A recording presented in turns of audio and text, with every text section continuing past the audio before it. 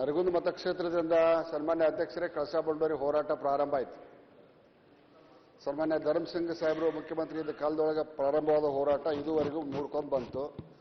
ಆ ಹೋರಾಟದಲ್ಲಿ ಭಾಗಿಯಾದಂಥ ಪ್ರಹ್ಲಾದ್ ಜೋಶಿ ಅವರು ಇರ್ಬೋದು, ಜಗದೀಶ್ ಶೆಟ್ಟರ್ ಇರ್ಬೋದು, ಬೊಮ್ಮಾಯಿ ಅವರು ಇರ್ಬೋದು, ಈಗ ಲೋಕಸಭೆಗೆ ಹೋಗಿದ್ದರಿಂದ ಆದಷ್ಟು ಬೇಗನೆ ಆ ಯೋಜನೆ ಜಾರಿಗೆ ಬರ್ತೈತೆ ಅನ್ನುವಂಥ ವಿಶ್ವಾಸ ನನಗೆ.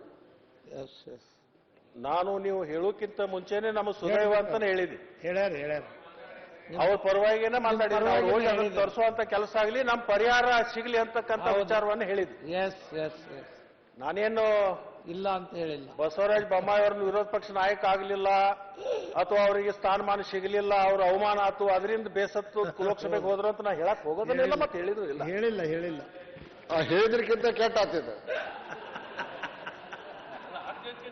ಹೇಳಿದ್ರೆ ನೇರವಾಗಿ ಹೇಳಿದ್ರು ಚಲೋ ಐತಿದೆ. ಅದಕ್ಕಿಂತ ಈ ಶಾಲೆ ಹಚ್ಚ ಹೊಡಿದು ಅಂತಾರಲ್ರಿ ಇದಕ್ಕಾರೆ.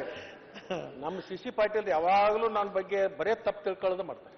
ಇಲ್ಲ ಹೇಳ್ರಿ, ನೀವು ತಪ್ಪು ತಿಳ್ಕೊಳ್ಳೋದಿಲ್ಲ, ಅವರು ತಪ್ಪು ತಿಳ್ಕೊಳ್ಳೋದಿಲ್ಲ ಹೇಳ್ರಿ. ಹಂಗ ಸ್ನೇಹ ಐತಿ ಏನ್ ಮಾಡಕ್ ಐತ್ರಿ ಚಿಕ್ಕಂದಿನಿಂದ ಸ್ನೇಹ. ನಾನು ಸಿ ಪಾಟೀಲ್ರನ್ನ ಈ ಸಂದರ್ಭದಲ್ಲಿ ನಾನು ಅಭಿನಂದಿಸ್ತೀನಿ. ಸಿ ಪಾಟೀಲ್ ಬಹಳ ಮಂದಿ ಜನರಿಗೆ ಗೊತ್ತಿಲ್ಲ, ಅವ್ರು ಬೆಳಗಾಂ ಜಿಲ್ಲೆಯವರು. ನೋಡಿ, ಒಬ್ಬ ಬೆಳಗಾವಿ ಜಿಲ್ಲೆಯ ಸುಪುತ್ರ ಇವತ್ತು ಗದಗ ಜಿಲ್ಲೆ ಆಳ್ತಕ್ಕಂಥ ಸಾಮರ್ಥ್ಯ ಇರ್ತಕ್ಕಂಥವ್ರು. ನಾ ಹೆಮ್ಮೆ ಪಡ್ತೀನಿ. ಏನ್ ಮಾಡ್ಬೇಕಂತ ಮಾಡ್ಯಾರ 2028ಕ್ಕೆ ನಾನು ಏನ್ ಮಾಡ್ಬೇಕಂತ ಮಾಡಿ ಅಂದ್ರೆ